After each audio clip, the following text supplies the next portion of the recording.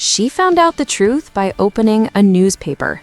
Not from her husband, not from a friend, from a newspaper. And the moment she read it, she picked up the phone and called a lawyer. Then she called another one.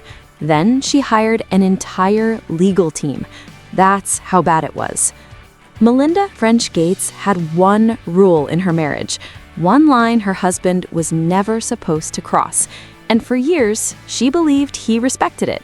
She believed the man she'd built a life with, raised 3 kids with, given decades of her life to, had listened to her. He hadn't. Let's go back to 2013. Bill and Melinda walk into a Manhattan townhouse for dinner. The host? Jeffrey Epstein, a man who at that point had already been convicted of soliciting a minor. This wasn't a secret. Everyone in that world knew exactly who he was.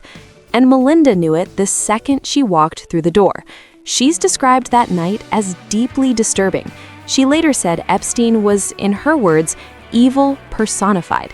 She had nightmares about it, literal nightmares, not a figure of speech.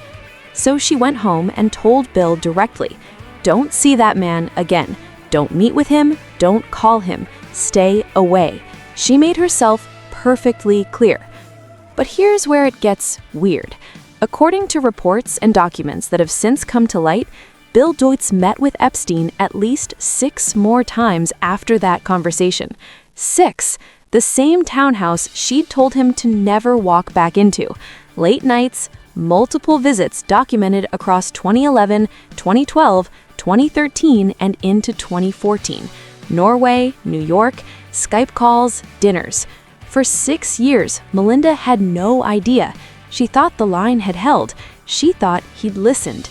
Then came October 2019. She opened the New York Times, and everything she thought she knew about her marriage collapsed in a single paragraph. But wait, that wasn't even the worst of it. While Melinda was still trying to process the Epstein timeline, something else surfaced. A letter arrived at Microsoft, written by a female engineer, claiming she'd had an intimate relationship with Bill Gates around the year 2000. Think about what that timeline means. Bill and Melinda married in 1994. Their son Rory was born in 1999. Honestly, that timing feels deeply painful, no matter how you look at it. The Microsoft board didn't dismiss the letter. They hired an outside law firm to investigate, and whatever they found was serious enough that Bill Gates, the man who founded the company, stepped down from his own board of directors in March 2020. His official reason? He wanted to focus on philanthropy.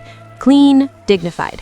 But the Wall Street Journal later reported he left while the investigation was still ongoing. He didn't wait for it to finish. A spokesperson eventually confirmed there had been an affair, nearly 20 years earlier. They called it amicable. This part doesn't add up, because it didn't stop there. Reporters found a pattern stretching back years, a 2006 email to a female Microsoft employee after watching her give a presentation. He allegedly wrote something close to, "If this makes you uncomfortable, pretend it never happened." He knew, and he hit send anyway. When Gayle King asked Melinda on national television whether there had been more than one affair, Melinda didn't say no. She paused, looked at the camera, and said 5 words. Those questions Bill needs to answer. That silence said everything. By the end of 2019, Melinda Gates was living in a 66,000 square foot mansion with 24 bathrooms and a library that looked like something out of a fantasy novel. And she was lying face down on the carpet, sobbing. She said that herself. Panic attacks so severe she thought she was having a medical emergency. The same dream repeating every night, a beautiful house crumbling around her, walls caving in, her family on a cliff edge, her falling. In February 2020, she told Bill it was over. According to Melinda, he went quiet. He didn't fight her. Maybe he already knew there was no coming back from this. For over a year, they stayed in that strange limbo. Same house, same foundation, same public appearances, smiling through everything, while lawyers worked in the background. Then, May 3rd, 2021, They both posted identical statements. 27 years. Over. And the money started moving that same afternoon. $2.4 billion in stocks transferred before the day was out, then billions more in the weeks that followed. Real estate across 17 states, a mansion in Medina worth around $178 million, horse ranches, beach properties, and eventually the foundation itself. They tried to run it together, 2 co-chairs, 2 people who used to be in love sitting across a boardroom table making decisions about tens of billions of dollars. It didn't work. In June 2024, Melinda walked away from the Gates Foundation for good. She left with $12.5 billion committed to her own work. She called it being, quote, totally free. And that's not even the craziest part.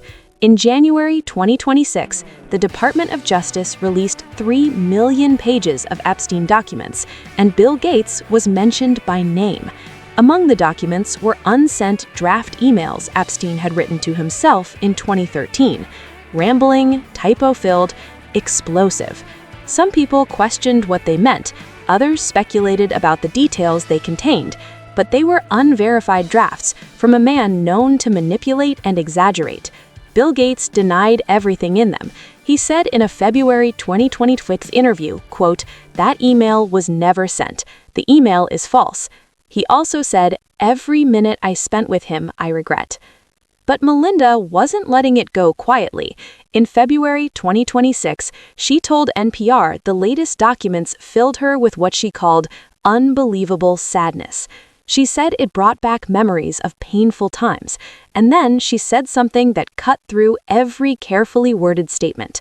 She said she had to leave, not chose to, had to.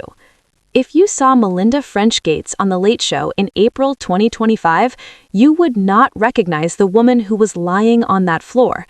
She was laughing, talking about her best-selling book, wearing something sharp, telling Stephen Colbert that dating again had been pretty great.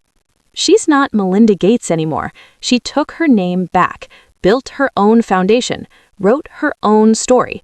And when asked what the affair taught her about relationships, she didn't hesitate. She said it taught her what she actually wanted, a marriage built on trust. And then she said simply, in the end, I had to go. 27 years, 3 children, $130 billion, and a trail of secrets that started in a parking lot in Redmond, Washington. She didn't just survive this, she rebuilt herself on the other side of it. The real question is, did she stay too long, or did she leave at exactly the right moment?